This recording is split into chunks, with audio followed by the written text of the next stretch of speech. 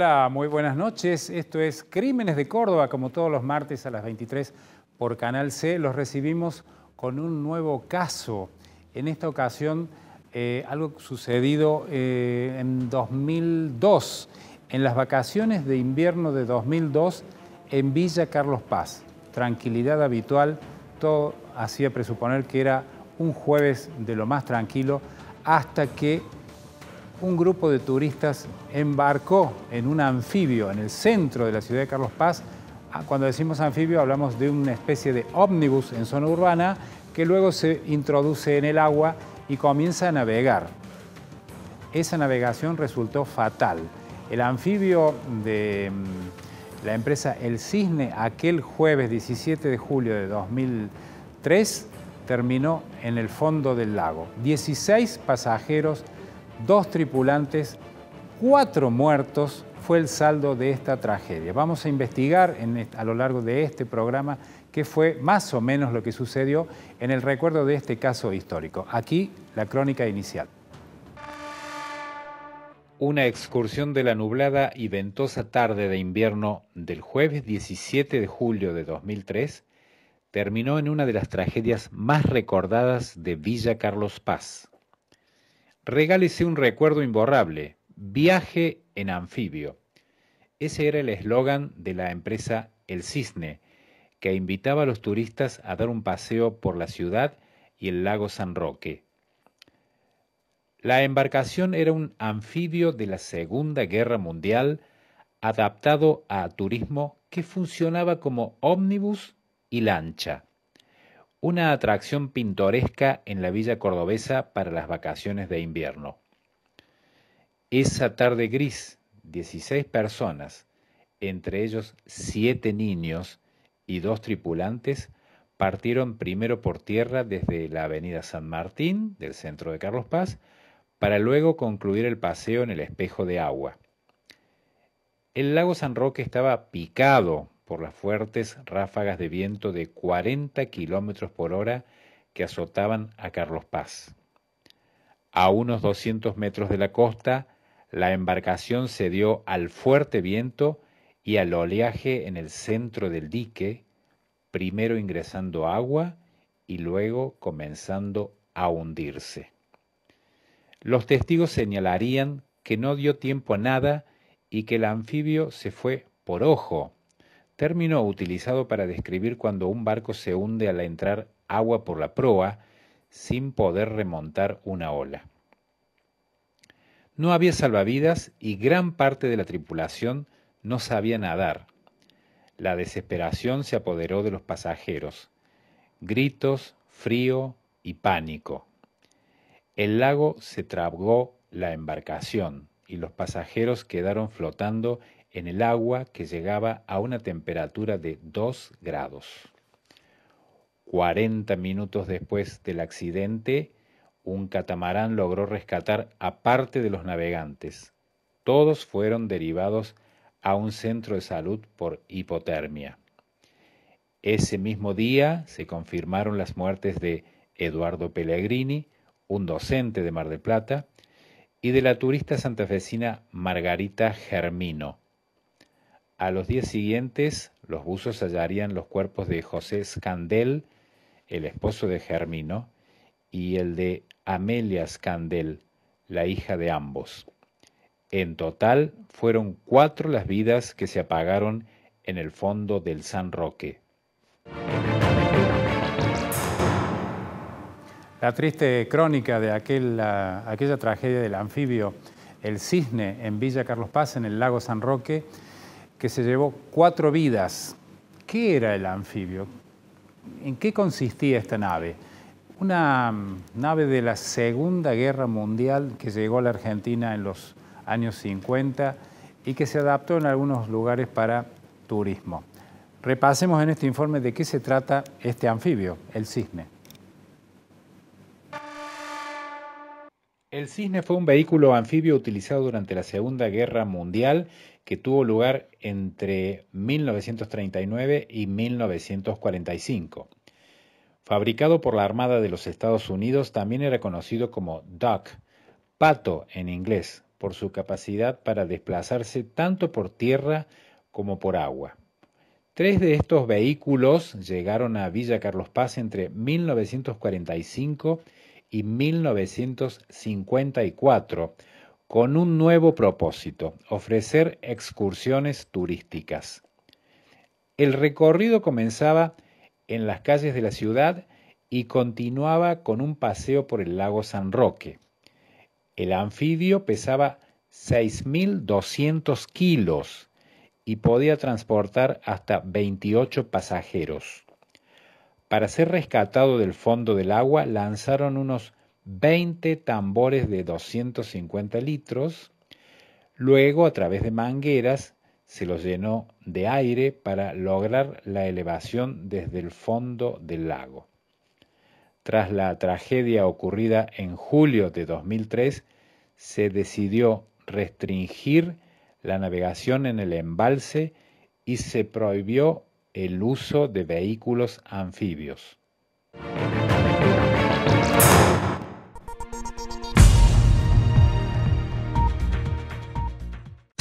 Cambiamos de horario, pero no cambiamos nuestro compromiso con la información. Desde las 6:30 de la mañana, Alasia es noticia. Alasia es noticia. Por este mismo dial, 103.5 FM en Córdoba Capital y 92.5 FM en Río Cuarto. Más de 40 años de periodismo para la gente. Desde las 6:30, de lunes a viernes, Alasia es noticia.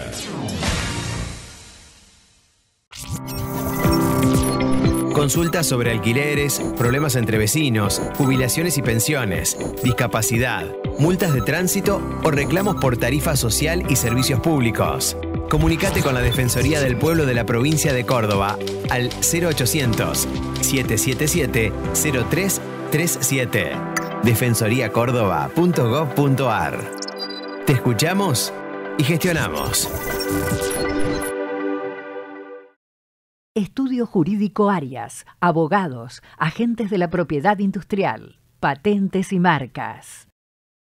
De Allende, Gianotti, Aguirre Mosquera y Longobardi, abogados especialistas en derecho penal económico. A la hora de defender sus derechos, elija un profesional de confianza y avalada trayectoria. Juan Fernández Salé, 30 años en la defensa penal. Este programa cuenta con el auspicio de la Asociación de Magistrados y Funcionarios Judiciales de la provincia de Córdoba. Estudio Ortiz Pellegrini y Asociados. Derecho penal, penal económico, asuntos administrativos, constitucionales, civiles y comerciales, contencioso administrativos y de familia. El Consejo Deliberante de Córdoba comenzó el periodo de sesiones 2025, con el compromiso claro de crear las ordenanzas para el bienestar y progreso de nuestra ciudad. Te invitamos a participar para que seas parte del crecimiento de Córdoba. Más información en www.cdecórdoba.gov.ar.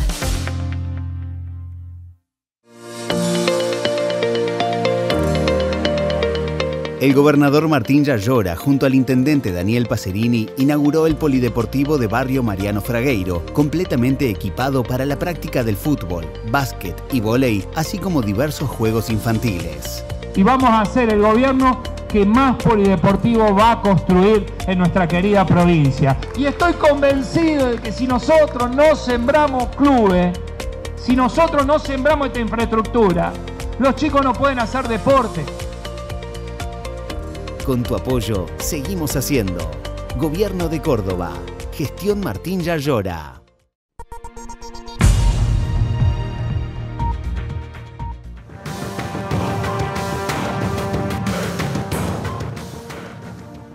Y bueno, una vez que ocurrió la tragedia, que hallaron los cuerpos restantes al día siguiente, comenzó la investigación judicial con 3 detenidos en un principio, luego fueron 2, y bueno, de esta manera transcurría esa causa judicial que se inició allí mismo en 2003.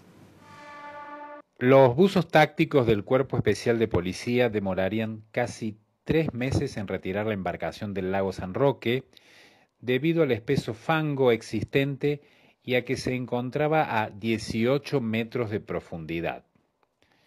mientras las autoridades gubernamentales informaban que el anfibio El Cisne carecía de los permisos y las habilitaciones obligatorias para navegar. Asimismo, se desligarían de responsabilidades declarando que, al ser un vehículo adaptado a tierra y agua, podía ingresar por cualquier sitio de la costa. Por su parte, los testigos declararían que el lago ese día estaba encrespado y que el anfibio comenzó a hundirse de punta y en forma total en solo 20 segundos. El informe elaborado por los peritos de Prefectura Naval que inspeccionaron el anfibio El Cisne determinó que una de las causas del hundimiento fue un desperfecto en el casco de la embarcación. La causa judicial por la tragedia de Carlos Paz tuvo 3 imputados por vía penal: José Gabriel Ferreira, el dueño de la embarcación; Cristian Tomás Kochman, quien alquilaba la nave; y Raúl Iván Cáceres, el tripulante de aquel día. Los 3 estuvieron detenidos con prisión preventiva, acusados de homicidio simple con dolo eventual. Sin embargo, la Fiscalía de Instrucción de Carlos Paz, a cargo de Gustavo Marchetti, dictó la falta de mérito contra Ferreira 1 mes y medio después de la tragedia. Consideró que el propietario no tenía participación en el hecho, ya que había alquilado el anfibio en 2 oportunidades. Además, la habilitación no estaba a su nombre. Más adelante, una Cámara del Crimen de Córdoba cambió la carátula a homicidio culposo y Kochman y Cáceres obtuvieron su libertad. En noviembre de 2010, finalmente, fueron favorecidos con la probation, la suspensión del juicio prueba, lo que dio por finalizada la causa penal. La única alternativa para los sobrevivientes fue continuar por la vía civil, con demandas contra el gobierno provincial porque el anfibio carecía de habilitaciones y el lago es de jurisdicción provincial, y contra los responsables de la embarcación.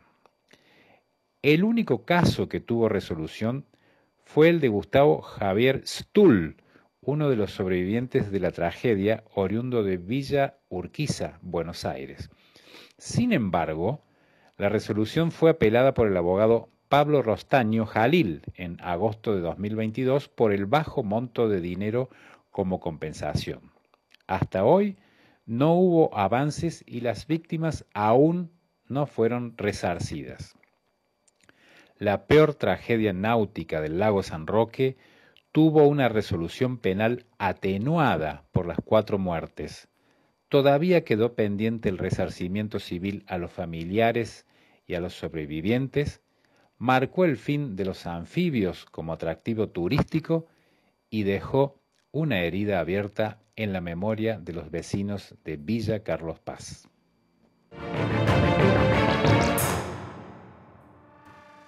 Bueno, y vamos a seguir con el análisis de este caso. Es interesante decir que, bueno, como decía, la parte penal fue atenuada. De 3 acusados, 1 terminó excluido, los otros 2 pasaron de una figura dolosa a una culposa y finalmente con una probation. Y las partes civiles es donde siguen los reclamos. Stull es el que continuó y ya logró un fallo favorable, pero su abogado, a quien escucharemos ahora, nos explica en qué estado está esa causa civil.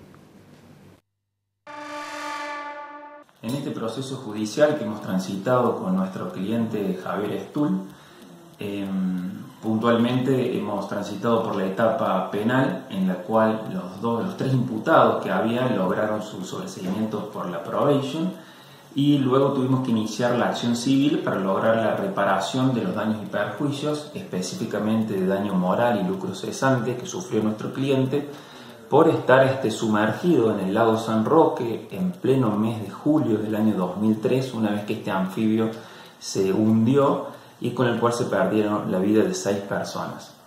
Uno de los sobrevivientes se agarró de la capucha de mi cliente, que fue una nena, para poder lograr salir del lago. Todos estos hechos tuvo que atravesar mi cliente y logramos finalmente en el año 2021 en el juzgado de 27 nominación de la ciudad de Córdoba, la sentencia que condenó a estas 3 personas junto con la provincia de Córdoba a resarcir estos daños. Esa sentencia, a nuestro entender, fue irrisoria en los montos y hicimos un recurso de apelación, el cual llegó a la Cámara Séptima. Por su parte, la provincia de Córdoba también interpuso un recurso de apelación para lograr su exoneración por la prescripción. Esa sentencia se dictó por la Cámara Séptima por un voto en mayoría, en disidencia, hubo un voto en disidencia también, en julio del 2024. En esa sentencia logramos duplicar los montos indemnizatorios, específicamente de daño moral, pero también por fallo en mayoría la Cámara entendió que la provincia de Córdoba quedaba exonerada por el plazo de prescripción entre la fecha en que ocurrió el hecho y el momento en que la provincia fue demandada. En voto en minoría, el vocal Remigio entendió que esta causa estaba sumergida en la Ley de Defensa del Consumidor, que la provincia de Córdoba, como titular del deber y responsable de prestar el deber y el poder de policía, debía también responder, y estaba esta demanda interpuesta dentro del plazo de 3 años, por lo cual la provincia también debía responder por el hecho dañoso que ocasionó el hundimiento del Cisne. Recuerden ustedes que durante la tramitación del proceso penal se entendió y se investigó y se logró acreditar que el carnet de conductor que le habían dado a Kochman para manejar esa embarcación era un carnet trucho, como así también el certificado de navegabilidad que tenía esa embarcación de la Segunda Guerra Mundial también estaba vencido y esa embarcación tenía un pedido de secuestro. La provincia de Córdoba argumentaba que no podía encontrar el anfibio que recorría las calles de Carlos Paz. Imaginen ustedes la inverosimilitud de semejante afirmación. Por ello, estamos en este momento tramitando un recurso directo ante el Tribunal Superior de Justicia para obtener la reparación integral de los daños y perjuicios causados a nuestro cliente, como así también lograr la condena de la provincia de Córdoba para que sea responsable por este hecho siniestro.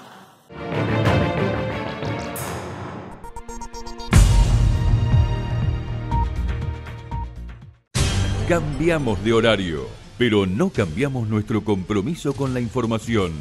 Desde las 6:30 de la mañana, Alasia es noticia. Alasia es noticia. Por este mismo dial, 103.5 FM en Córdoba Capital y 92.5 FM en Río Cuarto. Más de 40 años de periodismo para la gente. Desde las 6:30, de lunes a viernes, Alasia es noticia.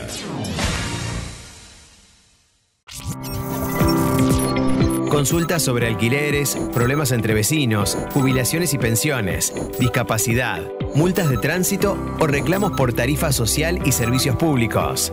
Comunicate con la Defensoría del Pueblo de la provincia de Córdoba al 0800-777-0337. defensoriacórdoba.gov.ar. Te escuchamos y gestionamos. Estudio Jurídico Arias, abogados, agentes de la propiedad industrial, patentes y marcas. De Allende, Gianotti, Aguirre Mosquera y Longobardi, abogados especialistas en derecho penal económico. A la hora de defender sus derechos, elija un profesional de confianza y avalada trayectoria. Juan Fernández Salé, 30 años en la defensa penal. Este programa cuenta con el auspicio de la Asociación de Magistrados y Funcionarios Judiciales de la provincia de Córdoba. Estudio Ortiz Pellegrini y Asociados, Derecho Penal, Penal Económico, Asuntos Administrativos, Constitucionales, Civiles y Comerciales, Contencioso Administrativos y de Familia. El Consejo Deliberante de Córdoba comenzó el periodo de sesiones 2025, con el compromiso claro de crear las ordenanzas para el bienestar y progreso de nuestra ciudad. Te invitamos a participar para que seas parte del crecimiento de Córdoba. Más información en www.cdecórdoba.gov.ar.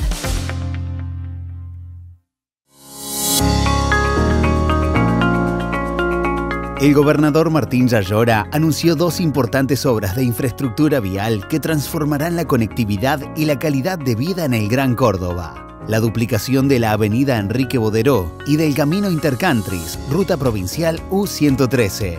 De esta forma, los vecinos de la ciudad de Córdoba, La Calera y Villa Allende tendrán una mejor conectividad vial, más seguridad y mayor calidad de vida. Son 2 obras muy importantes que conectan, que integran, pero que fundamentalmente hacen muchísima falta. En Córdoba hoy nos juntamos de distintos partidos políticos. Podemos pensar distinto, pero podemos trabajar juntos en las cosas que claramente tienen que ver con el beneficio y la mejora de la calidad de vida de nuestros vecinos. Con tu apoyo, seguimos haciendo Gobierno de Córdoba. Gestión Martín Yayora.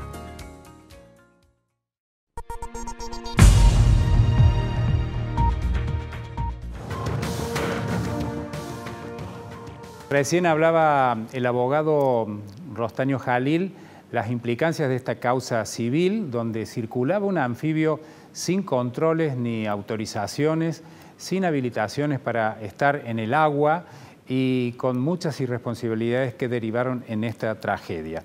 El cliente del abogado se llama Javier Stull, y él relataba que había salido del lago con una joven o una niña que se había tomado de su capucha y que pudo salir. Tenía tan solo 12 años. ¿Cómo se llama? Celeste Federico. Hoy tiene 34 años y está aquí en nuestro programa. Hola Celeste, ¿cómo estás? Hola, ¿qué tal? ¿Cómo le va, Francisco? Bueno, un gusto. No sé, estás hablando desde Rosario, ¿verdad? Desde Rosario, sí. Bueno, ¿cómo es tu vida hoy? Contanos, creo que sos profesora de educación física. Sí, exacto. Soy profesora de educación física, trabajo en colegios. Bueno, nada. Di muchos años natación también a través de la profesión. Bueno, esa es mi vida actual y pasaron 22 años. Es como una paradoja tener que dar natación después de aquel episodio, ¿verdad? Sí, fue una paradoja, fue algo que se me presentó. Quizá fue algo que vino a cambiar un poco el enfoque de esta situación o de devolverle algo a la vida, quizá, desde mi lugar. Bueno, ¿qué nos podés contar de aquel jueves que subieron con tus familiares en el centro de Carlos Paz a una excursión que parecía ser un momento agradable turístico? Me escucho atrás el video. Ah, bueno, le sacamos el sonido al video, perdón. No era problema porque escuchaba tu voz y no podía hablar. A ver, ese día salimos a navegar. Previo a navegar, la embarcación daba una vuelta por la ciudad. Yo había viajado con mis abuelos y mi tía. Bueno, la embarcación, como digo, daba una vuelta por la ciudad y después se metía a navegar al lago. Sinceramente había olas muy, muy altas, había mucho viento. Y bueno, la realidad es que unos minutos después de navegar se empezaron a ver olas cada vez más altas, hasta que en un momento una ola nos dio de frente, dio de proa. Y bueno, la embarcación pasó lo que pasó, se empezó a hundir. Hubo un catamarán que salió al mismo horario, que fue el que nos vino a rescatar a los sobrevivientes. Y bueno, el resto está en este informe, digamos. Sí, la verdad que fue una tragedia muy grande. Son situaciones que la vida no te prepara para vivir. Son instancias muy fuertes que te acompañan a lo largo de toda tu vida.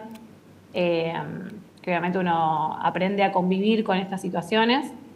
Y bueno, básicamente eso es un poco de lo que sucedió ese día. Algo muy inesperado. Muy inesperado.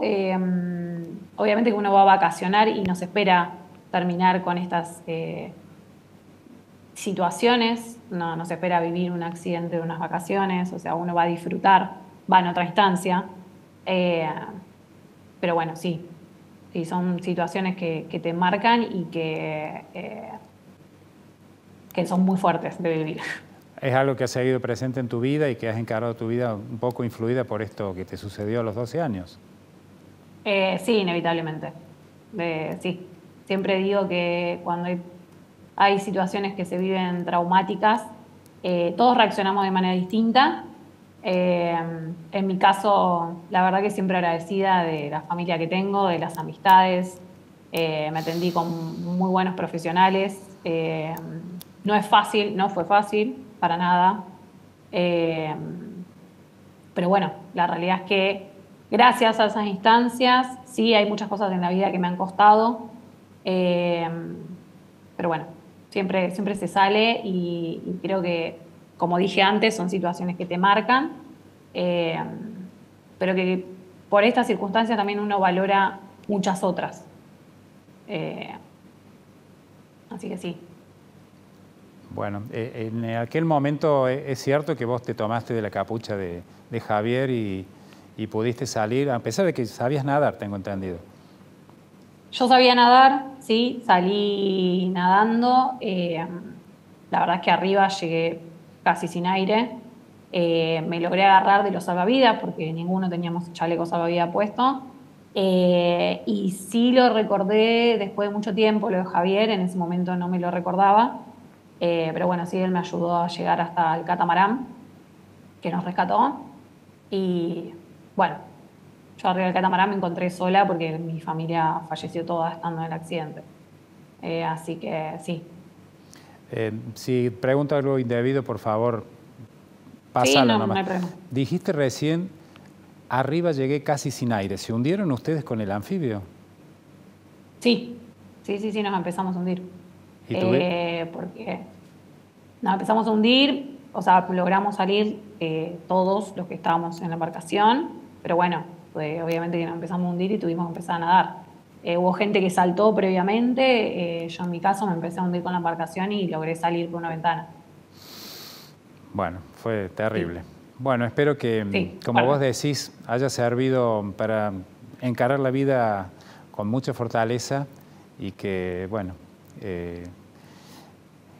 un homenaje nuestro para tus familiares y para las víctimas de esta tragedia. Muchas gracias, Francisco. Gracias por estar aquí. La verdad que... Perdón. No, perdón. La verdad es que yo siempre digo que, bueno, como dije antes, la vida no te prepara para estas circunstancias y que nunca sabemos la historia que hay detrás de cualquier persona que nos rodea, así que ojalá que el mundo esté más lleno de empatía y de respeto por los seres humanos, porque la verdad es que nunca sabemos y siempre vamos a desconocer la historia de la vida que tenemos en la gente que nos rodea, que no es cercana, así que ojalá que el mundo esté más lleno de respeto y de empatía, como le dije recién. Gracias por este mensaje, Celeste, y por tu participación. No, por favor. Muchas gracias a ustedes. Muy amable. Un saludo. Un abrazo. Bueno, interesante lo que decía ella y el mensaje final reconfortante dentro de todo, en el marco de toda esta tragedia de irresponsabilidades, de falta de control, que generan estas cosas que a veces nadie controla y que algunos inescrupulosos realizan. Esperemos que les haya agradado el enfoque de este caso histórico que hemos traído aquí hoy a Crímenes de Córdoba. Muchísimas gracias y nos encontramos el próximo martes a las 23. Hasta luego.